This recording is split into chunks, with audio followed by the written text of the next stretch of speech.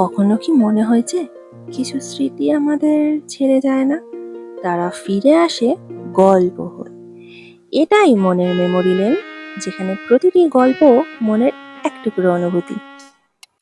আজ বলবো নারায়ণ গঙ্গোপাধ্যায়ের লেখা নন্টে ফন্টের একটা গল্প। গল্পের নাম কেলটুর সঙ্গীত চর্চা। কেলটুদার সঙ্গে বেশ কিছুদিন দেখা সাক্ষাৎ নেই। সামনের সপ্তাহেই স্কুল বোর্ডিং এর কালচারাল প্রোগ্রাম। আজ বিকেলে খেলার মাঠ থেকে ফেরার সময় নন্টে ফন্টের সঙ্গে কেলটুদার বোর্ডিং এর গেটের সামনে দেখা। আরে কেলটুদা যে, তুমি যে একেবারে বেবাক্তা হয়ে গেছো, কি ব্যাপার? কিসের পোস্টার মারছো দেওয়ালে? নিজেরাই পড়ে দেখ।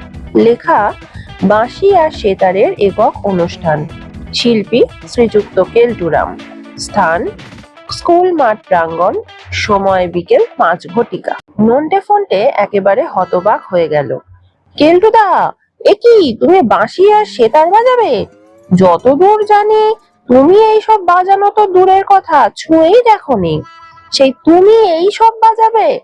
বৈজ্ঞানিক পদ্ধতিতে বাঁশি আর সেতার বাজিয়ে আমরা শ্রোতাদের মোহিত করে দেব। আমরা মানে? বাইরে বাজাবো আমি, ভেতরে বাজাবি তোরা। আমরা এসবের মধ্যে নেই কেলটুদা। কি বলছো? কিছুই বুঝতে পারছি না। আরে বোকা, সিনেমায় দেখিসনি একজন কেমন অন্যের গলায় গান গেয়ে নকল করছে? সেইভাবে আমরা বাঁশি আর সেতার বাজাবো।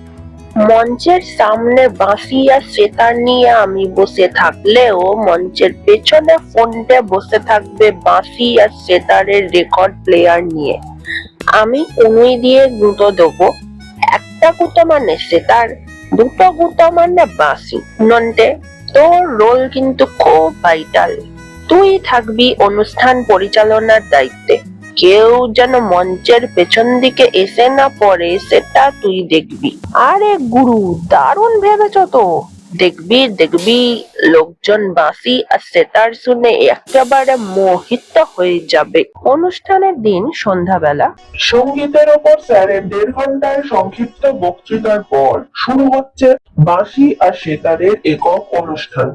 আপনারা সবাই কান খুলে শুনুন আর মন ভরে উপভোগ করুন। 1.5 ঘন্টা ধরে একটানা বসে থাকার পর ফোনটে ঘুমিয়ে পড়েছে। শ্রোতাগণ, আপনাদের আশীর্বাদ নিয়ে আমি প্রথমে বাঁশি শুরু করছি। কেলটু দুটো গুঁতো দিল মঞ্চের মাঝখানের পর্দায়। ফোনটে ঘুমের মধ্যে অনুভব করলো গাইকে ধাক্কা দিচ্ছে। এই রে, ঘুমিয়ে পড়েছিলাম। একটা গুঁতো পড়েছে, অর্থাৎ সেতার। সেতার বাজতে শুরু করলো। হই হই রই রই পড়ে গেল। দেখ রে, কেলটু তোমার বাঁশি দিয়ে সেতার বাজাচ্ছে রে। আমাদের সাথে বাজাতে লোকজনকে বোকা বানানো হচ্ছে। চারপাশ থেকে পচা ডিম ছুটে এলো কেলটুর দিকে। কেলটু তো মাঠ ঘাট পেরিয়ে ছুটতে লাগলো। বেচারাকে এভাবে ডোবানো উচিত হয়নি রে ফন্টে। আরে আমি কি করব? স্যারের বক্তৃতা না মালগাড়ি, চলছে তো চলছে, থামবার শেষই নেই। আর তাতেই তো এই অঘটনটা ঘটে গেল। বেচারা কেলটুদা।